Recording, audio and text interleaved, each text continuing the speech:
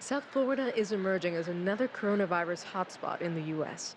I think it's really terrifying. It's just so crazy to see everything shut down the way it is now, and the restaurants I typically go to just completely closed. It's sad to see. I think it's really sad that, we initially were not a hot spot and, because of the weather and the humidity here, we thought that it wasn't going to get so bad.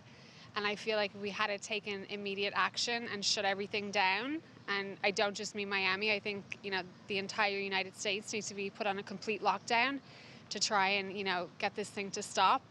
For weeks, Floridians refused to self-isolate, and there was a little pressure from the state to do so. With the governor reluctant to act, it took city and county leaders to impose a patchwork of restrictions. Now a stubborn number, more than 6,000 people here confirmed positive for COVID-19, with 60% of cases in South Florida. Florida's governor is still resisting calls to issue a statewide mandate to shelter at home. He's now unified some local restrictions for southern residents while acknowledging the threat to Miami.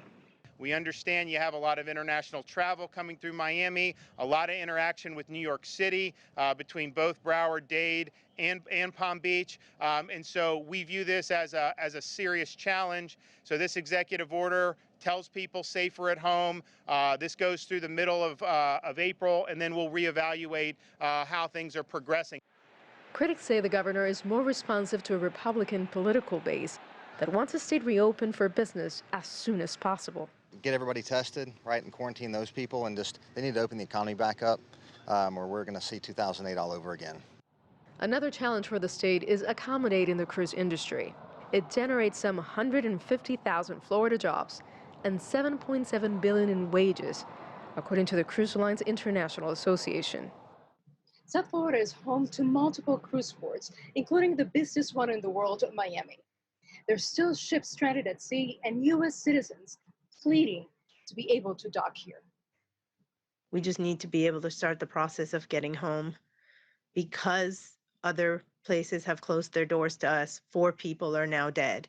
And that is on the head of all the people along the way who turned us away. Please help us. We think it's a mistake to be putting people into southern Florida right now, given what we're dealing with. So we would like to have medical personnel simply dispatched to that ship, and the cruise lines can hopefully arrange for that. The U.S. Coast Guard says it's working with Holland America on a plan to take care of the passengers that won't further stress Florida's resources. In the meantime, they remain offshore as Florida officials ponder their next steps against a growing pandemic on land and at sea. Nitza, Soledad, Perez, CGTN, Miami.